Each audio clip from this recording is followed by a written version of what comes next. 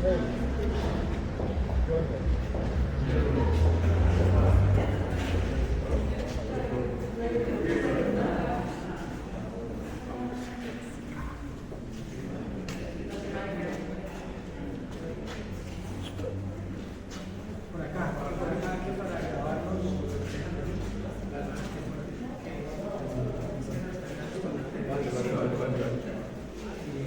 días.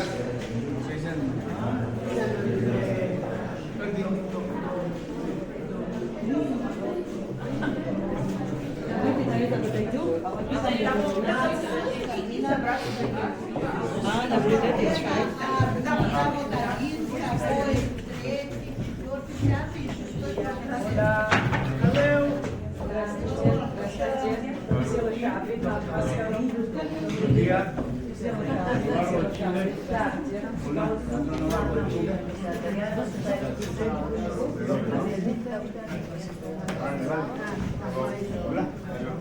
Hola. Hola.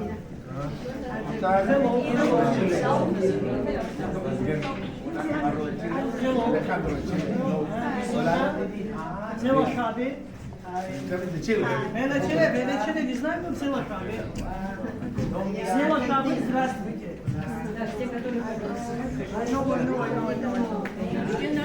Mire, hemos recorrido 3 puntos de recintos y no hemos visto ninguna normalidad.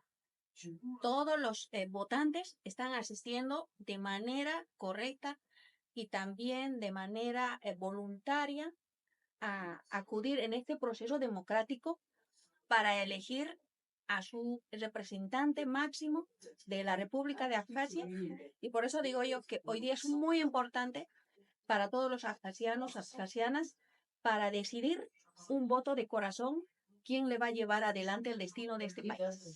Ciudadanos que están empadronados han acudido a las urnas con mucha alegría para elegir a su nuevo gobernante y veo un proceso muy transparente, ordenado, y de esa forma la población confía en las autoridades electorales depositando su voto en las urnas.